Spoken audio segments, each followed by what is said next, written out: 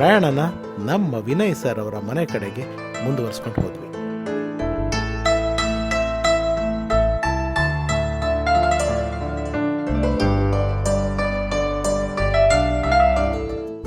ಈ ಹೋಮ್ ಟೂರ್ಗಳು ಅಥವಾ ಈ ಅವರು ಚಿರನಿದ್ದೆಯಲ್ಲಿರೋ ಜಾಗಗಳನ್ನ ಮಾಡಲ್ಲ. ನಿನ್ನೆ ಶಶಿಕಲಮ್ಮ ಅವರು ಮಲಗಿರೋ ಜಾಗನ ತೋರಿಸ್ದೆ.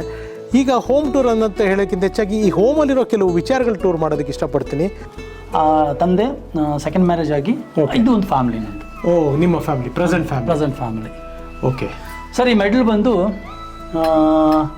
ಹೊಸದೀರು ಚಿತ್ರಕ್ಕೆ ಸಿಕ್ಕಿರೋಂಥ best supporting character award, state award, ರಾಜ್ಯ ಪ್ರಶಸ್ತಿ. ಹಾಂ, ಇದು ನಮಗೆ ಎಕ್ಸಾಮ್ಷನ್ ಅಂತ ಹೇಳ್ತೀವಿ, ಲೈಸೆನ್ಸ್. ನಾವು ಇದನ್ನು ಮನೇಲಿ ಇಟ್ಕೋಬೋದು.